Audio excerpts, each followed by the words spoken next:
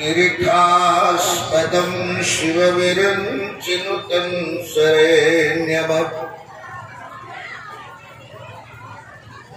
कीर्त्यार्तिहं प्रणतपाल भवाब्धिपोत्तम वन्दे महापुरुष ते चरणारविन्दम् त्यक्त्वा सुदुस्तजसुरेसिद्धराजलक्ष्मीम् धर्मनिश्चयार्यवचसा यदगादरण्यम् मायामृतं दयितये शिक्षमन्धावत्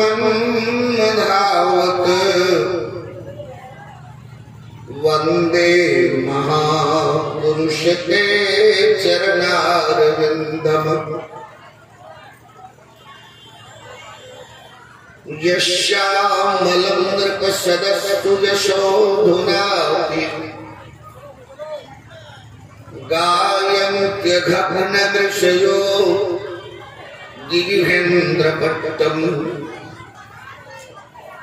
तन्नागपालवशुपालन् किरीटजुष्टपादाम्बुजं रघुपतिं शरणं प्रपद्ये गङ्गातरङ्गरमणीयजटाकलापम्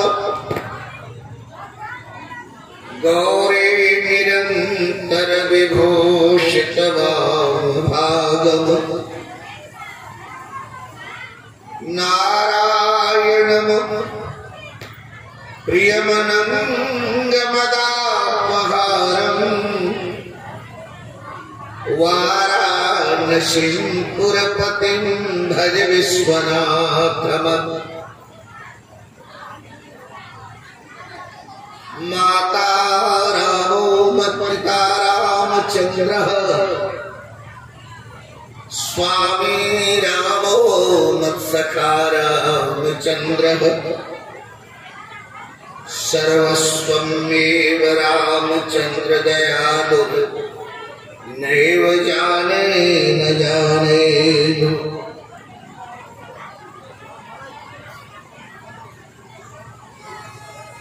अतुलित बलधामं हेमशैलाभदेहम् जगनुजीवन कृशानं ज्ञानिनामग्रगण्यम् सकल गुण निधानं वानराणामधीशम् रघुपति वरदूतं वातजातं नमामि करे धाम में वास जे ते निश्चय तर जाएंगे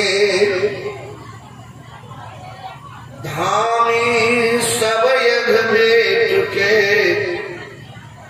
धाम प्रभाव दिखाएंगे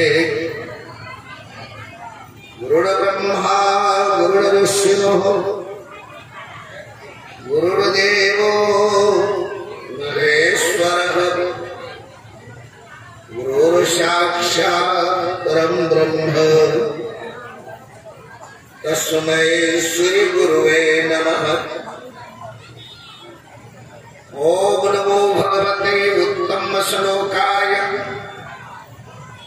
नमः यार लक्ष्मीं शिरपताय नमः उपशिक्षितात्मनुपासश्लोकाय नमः साधुवादिनिक्षणाय नमो ब्रह्मण्यदेवाय महापुरुषाय महाराजाय नमः। अस्मद्गुरुचरणकमलेभ्यो नमः।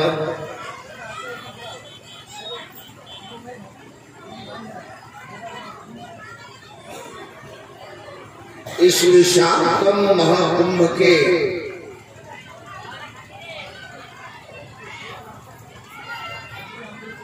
एक स्तंभ हमारे महाराज जी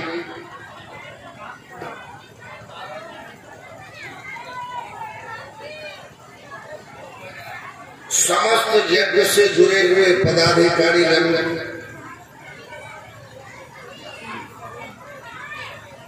भगवत भागवत चरित्र के रस रसिक हमारे श्रोता बंधु, ए भैया क्या बार बोले बोलो मत।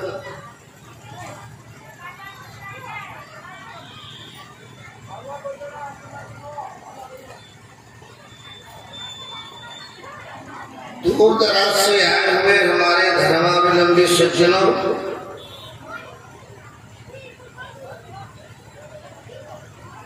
समस्त भोजोड़ी यज्ञ तत्व सर्वत्र ग्रामीण वासियों,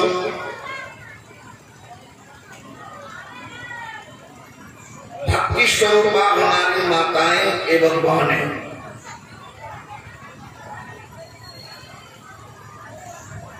जैसा कि आप लोगों को मालूम है हम आपकी सेवा आज ही तक करेंगे। आपकी सेवा करने के बाद हम प्रसाद पाकर के यहाँ से तुरंत निकलेंगे।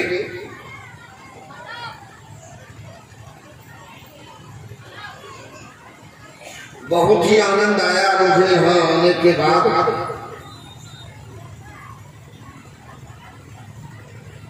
विशेष करके हम नेताजी को धन्यवाद देता हूँ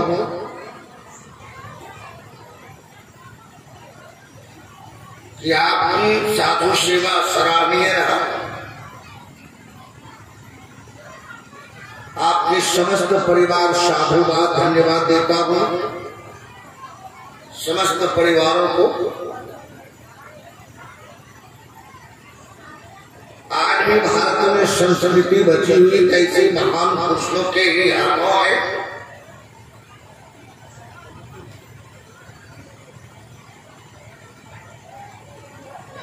भगवान की बहुत कृपा हुई और हम आप लोगों से निवेदन करूंगा कि शांति बना करके आज भर हमारी कथा सुन लीजिए। उसके बाद फिर गदर गदर करते रहिएगा, मछली बेचिएगा, हमें कोई लेना देना नहीं। लेकिन मेरा निवेदन है कि आज भर जब तक हमारी कथा हो शांत चित्त से आप कथा सुने, क्योंकि आज मेरे लिए इस यज्ञ का अंतिम दिवस है।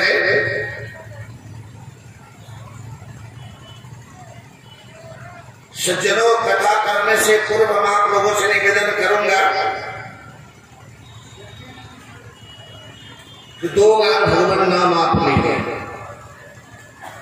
भगवान नाम में बहुत शक्ति है। एक उदाहरण दे देता हूं, यदि चेतना हो जाए तो ठीक है। हनुमान जी महाराज जी भारत से लंका गए। बीच में 100 योजन का सागर था। उस समय की बात मैं कर रहा हूं, इस समय की बात मैं नहीं कर रहा हूं। 100 योजन का सागर है और हनुमान जी भारत से लंका बिना आधार, कोई चीज का आधार नहीं। ये कैसे गए? कभी आपने सोचा कि इतनी शक्ति कहां से आ गई? तो एक हनुमान चालीसा में 105 है। प्रभु मुद्रिका मेरे मुख माही,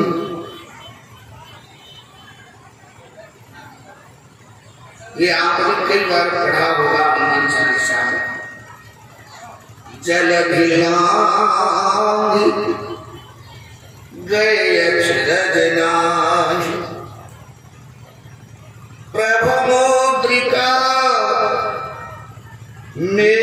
मुख मांगी। अच्छा, मुद्रिका अंगूठी पहनने के लिए होती है या मुंह में रखने के लिए, बताइए।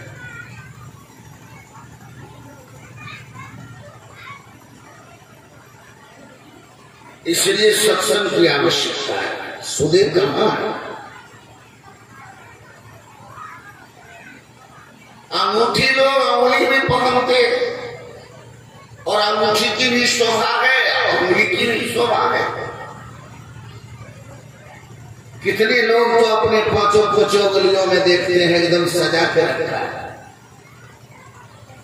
ये कौन है तो मोती है, ये कौन है पोखराज है, ये कौन है नीलम है, ये कौन है गोमेद है, भरा रहता। अरे भाई सुन, भगवान की भक्ति करोगे एक भी पत्थर पहनने की जरूरत नहीं है। हम लोगों को देखते कहीं अंगुली में कोई पत्थर कभी। भगवान की भक्ति करने वाले व्यक्ति पत्थर पहने तो भक्ति कहाँ करेगा? भक्ति पर क्या विश्वास उसको? ताप पाप माया ग्रह परमात्मा सब नाश कर देते अपने भक्तों की। मैं निवेदन कर रहा था कि हनुमान जी अंगूठी को अंगुली में ना पहन करके मुख में लिया। क्या अंगूठी मुख में लेने की चीज है?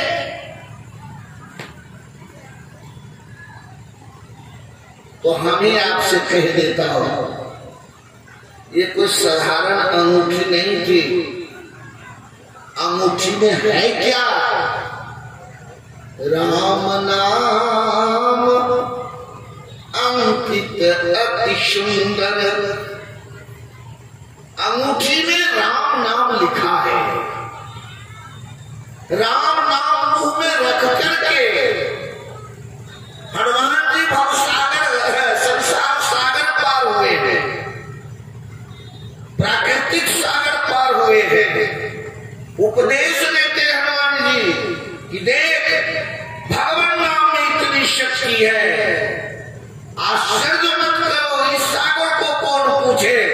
भवसागर की पार जाना हो तो मुख में भगवान नाम रख करके आप भवसागर पार हो सकते। इसलिए 2 बार भगवान नाम ले लो। श्री राम जय राम जय जय राम, श्री राम। ले लीजिए आज भर। श्री राम जय जय राम, श्री राम। श्री राम जय जय राम, श्री राम। श्री राम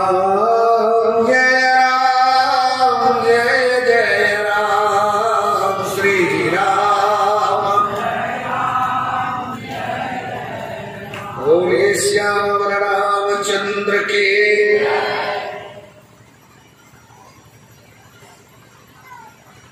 सज्जनों,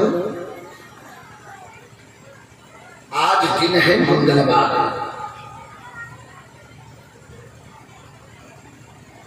इसलिए हम, और मंगलवार जो होता है वो मेरे अंजनी नंदन श्री हनुमान जी महाराज जी का दिन होता है। आज उनका दिन है और आज के दिन उनके चरित्र की व्याख्या करना, वर्णन करना, ये हमारा कर्तव्य है। श्री हनुमान जी का कर्तृत्व और व्यक्तित्व दोनों का प्रतिपादन करने जा रहा हो, थोड़ा सावधान होकर सुनेंगे। लंका पर विजय प्राप्त करके भगवान श्री राम जब अवध आए तो कुछ महानुभाव बंदर भालू लंका से भगवान श्री राम के साथ आए अयोध्या। उनमें से गिने चुने थे लोग। एक तो लंका का राजा विभीषण, दूसरा किष्किंधा के राजा सुग्रीव, किष्किंधा के युवराज अंगद, नल और नील, जामवंत और हनुमान जी। ये विशिष्ट बस आना तो सब चाहते थे अयोध्या। कौन चले जब जीवन लाभ, अयोध्या जाने का किनका नहीं मन करेगा। पापी होगा जो जिसका मन नहीं करता होगा। सबने भगवान श्री राम से निवेदन किया कि प्रभु हमें भी लेते चले। भगवान ने ढाढ़स दिया उन लोगों को, कहा सुनो बंदर को, जैसे मेरी मां प्रतीक्षा कर रही है अयोध्या में अपने बेटे राम की, अपनी पुतों सीता की, अपने बेटे लक्ष्मण की प्रतीक्षा कर रही होंगी। 14 वर्ष समाप्त हो रहा है। उसी तरह से तुम लोगों की माता और पिता तुम्हारी प्रतीक्षा करते होंगे। बहुत दिन तुम लोगों ने मेरा साथ दिया। अपने अपने घर जाए। मैं भी अयोध्या जा रहा हूं। आप भी अपने अपने माता पिता को जाकर के ढाढ़स दिलाए। आप लोगों के इंतजार करते होंगे। बंदर भालू मान लिए, लेकिन कुछ विशिष्ट जो बंदर भालू थे उन्होंने नहीं माना। तो भगवान ने साथ ले लिया। उसमें हनुमान जी भी थे, याद रखिएगा। जब अयोध्या आए तो सबके लिए आवास बना हुआ था, सबके लिए व्यवस्था थी। ये बंदर भालू सब मनुष्य रूप धारण करके आए हुए हैं, याद रखिएगा।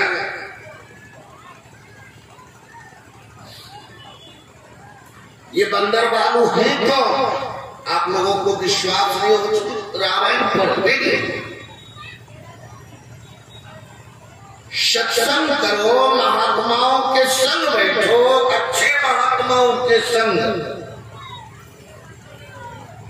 जिन्हें गीता भागवत रामायण का जानकार हो, जिनके पास जानकारी हो, ऐसे महात्माओं से ज्ञान मिलता है, दर्शन का लाभ होता है। ये बंदर भालू प्राकृतिक नहीं थे। आज सुन लीजिए, यदि आप लोगों को नहीं मालूम है तो ये सब देवताओं के अवतार थे, देवता ही थे सब बंदर भालू।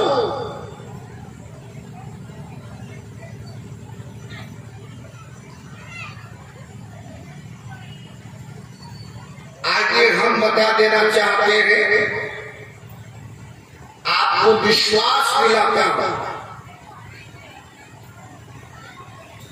बालकांड के 186 दोहा पढ़िए। पृथ्वी पर रावण का जब अत्याचार बढ़ गया था, अधर्म का वर्चस्व, धर्म का ह्रास हो रहा था, तो सारे देवता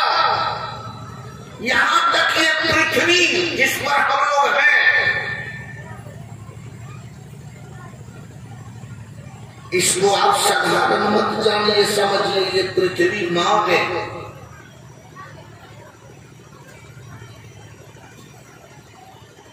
हम एक निवेदन करता हूं, आप वो करें या ना करें, सुबह जब अपने पलंग पर से पांव पृथ्वी पर रखें,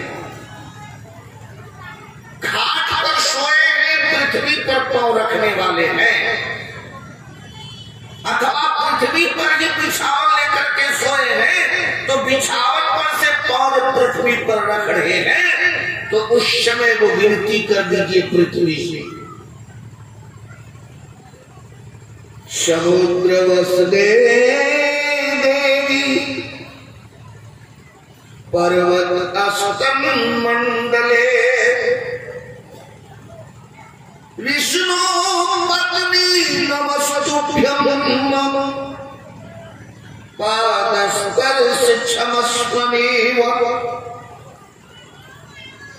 आप यह श्लोक बोल नहीं पाएंगे, कोई बात नहीं, छोड़िए, लेकिन इतना तो जरूर कर सकते हैं अपनी भाषा में, चाहे वो खोरठा हो, चाहे बंगाली हो, चाहे हिंदी हो, चाहे इंग्लिश हो, अपनी भाषा में तो बोल सकते हैं। अरे कोई भी भाषा आप बोलेंगे,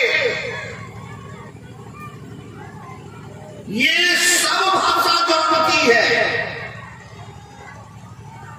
ये विष्णु पत्नी है। मैं आपको बता देता हूं, कबीर जी का एक शब्द है, कबीर जी ने कहा अपने पद में, चींटी के पग पायल बाजे सोभी साहब सुनते हैं। चींटी के पांव कितनी महीन छोटी हुई, उसमें पायल कितनी छोटी लगेगी, उनकी आवाज कितनी महीन है, वो भी मेरे साथ सुन लेते हैं। याद रखिएगा, प्रत्येक भाषा पक्षी अपनी भाषा में बोलते हैं, भगवान समझ जाते हैं। हाथी को ग्राह में पकड़ करके जल में जब ले जाने लगा तो हाथी ने सुर उठा करके भगवान को अपनी भाषा में बोलना शुरू किया। ये नहीं कि हाथी वेद बोल रहा है, वेदांत की भाषा ही भगवान समझते हैं, ये कहना बड़ा गलत है। अपनी भाषा में बोलिए, आप सरल होके, सरल मतलब जानते हैं, सरल का अर्थ होता है जिसके अंदर छल कपट ना हो,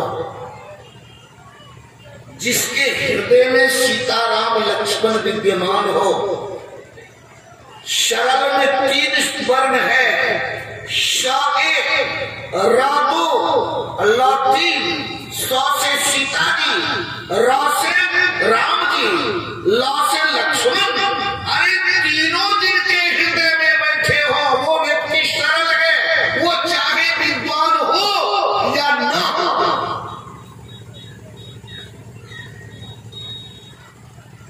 किसी ने कहा कि विद्या से विनम्रता आती है, बिरले विद्या से अभिमान होता है। अश्लोक है, अश्लोक ऐसा आता है सज्जनों कि विद्या प्राप्ति करने के बाद व्यक्ति विनम्र हो जाता है, लेकिन विरले, चूंकि वो विद्या का अभिमान उसको इतना व्याप जाता है, विनम्रता तो आती नहीं, अभिमान आ जाता है। हाथी ने भगवान कृष्ण द्वारिकाधीश को आवाज लगाई अपनी भाषा में, जानवर भाषा में, पंडित भाषा में नहीं, अपनी भाषा में।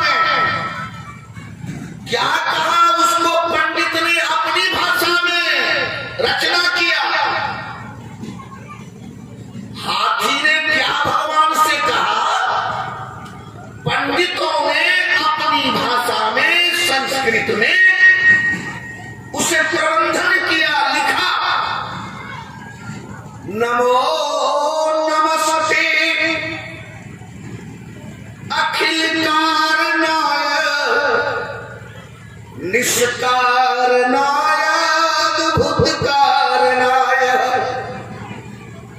नमो पवर्गाय महार्णवाय। अब एक बात बताइए, क्या ये हाथी बोल सकता है? ये श्लोक हाथी के मुख से निकल सकता है? पंडितों ने इनकी व्याख्या की, हाथी ने यही कहा, हे संपूर्ण अखिल के कारण परमात्मा, नमो नमस्ते, आपको नमस्ते, आपको प्रणाम करता हूं। संपूर्ण विश्व के आप कारण हो। हम उधर नहीं जाता हूं, उधर जाऊंगा समय नहीं बचेगा हमारे पास। मैं निवेदन कर रहा हूं,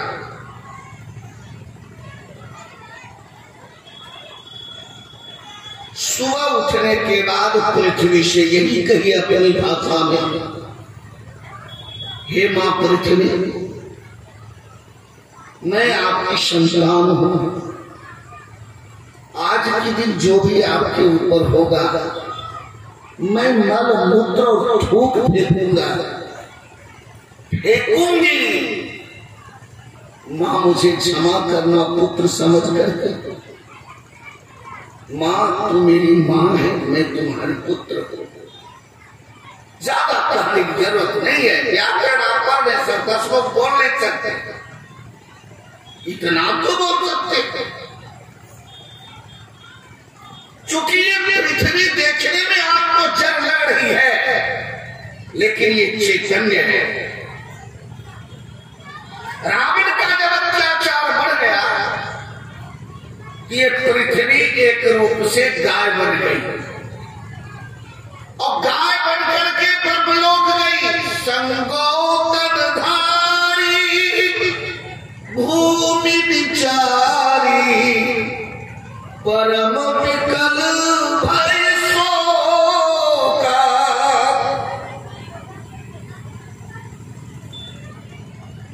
बालकांड के 184-85 दोहा पर ये प्रसंग मिलेगा। पृथ्वी ने जाकर के ब्रह्मा जी से कहा, ब्रह्मा जी, रावण के अत्याचार से मैं पीड़ित हो रही हूं, बर्दाश्त नहीं कर पा रही हूं।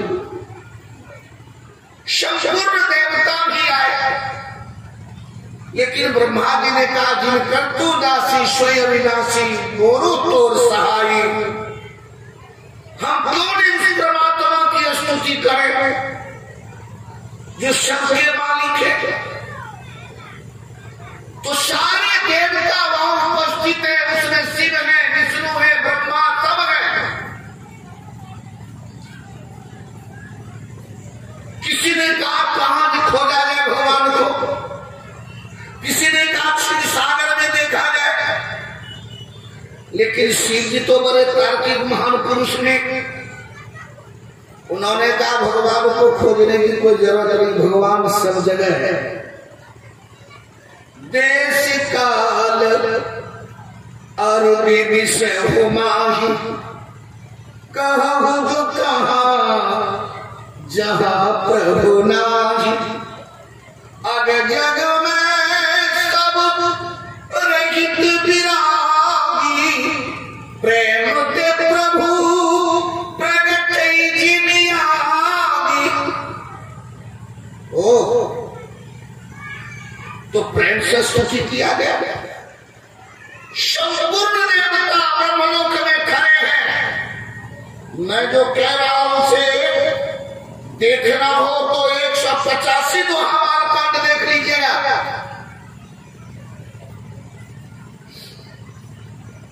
जिसमें शिव है, ब्रह्मा है, धरती है, देवता है, सिद्ध है,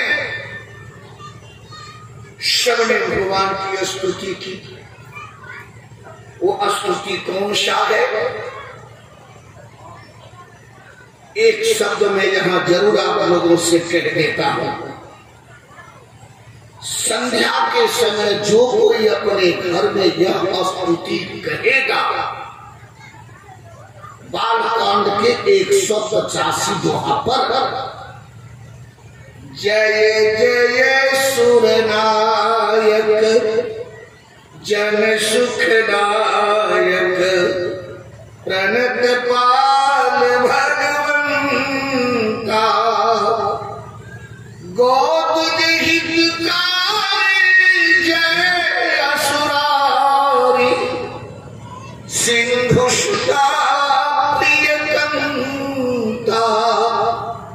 पालन सुर धरणी अद्भुत करनी मरमन जाने को। ये बड़ा सिद्ध छंद है। किसी प्रकार के घर में आ जाए कोई क्लेश या क्लेश को रोकना हो, ये घर का कवच है। इसको जरूर शाम संध्या के समय हाथ गोर धोकर और घर में पवित्र फोटो जहां भगवती स्थान या जो कुछ हो, जिसको आप घर बनाए हुए हैं मंदिर, वहां खड़े होकर के बैठे नहीं, खड़े होकर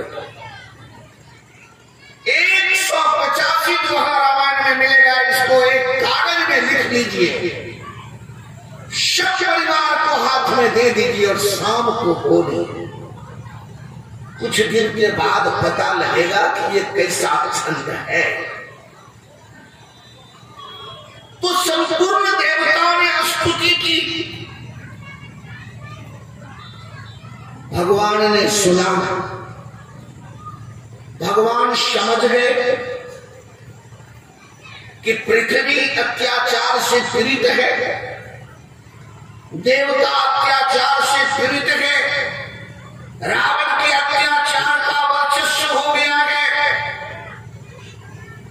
देवताओं से भगवान राम जी ने कहा कि आप लोग डरे मत, मैं आप लोगों के दुख हरने के लिए अवतार ले लूंगा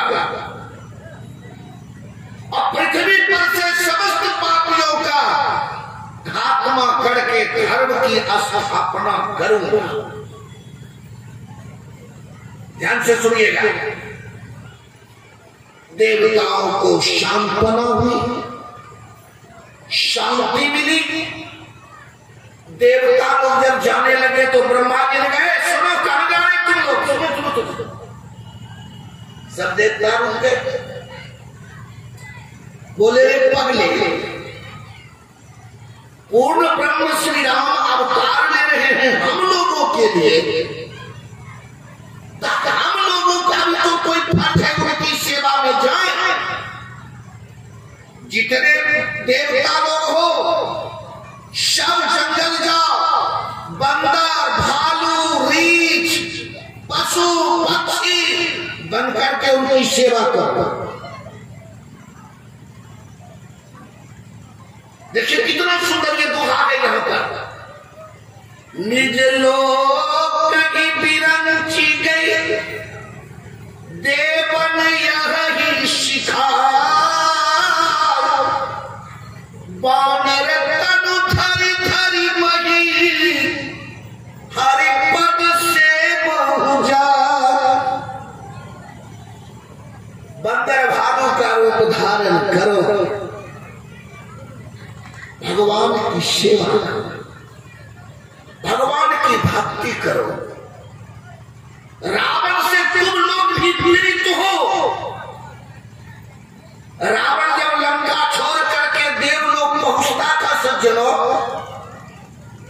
तो देवता लोग अपनी बहू और बेटियों को साथ में लेकर सुमेर पर्वत की गुफा में जाकर के छिप जाता था कि कहीं हमारी बहू बेटियों को लेकर रावण न चला जाए। चला ही जाता था।